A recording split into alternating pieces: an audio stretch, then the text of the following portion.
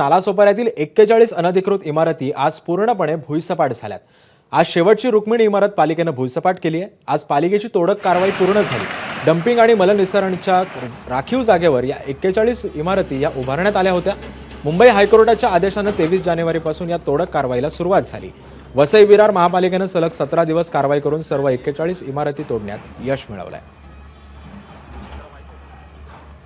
41 अनधिकृत इमारतीच्या तोडक कारवाई प्रकरणी आज रुक्मिणी अपार्टमेंट ही शेवटची इमारत पालिकेने भुईसपाट केलेली आहे। 23 जानेवारीपासून ही कारवाई सुरू झाली होती आणि आज 17 फेब्रुवारी आहे।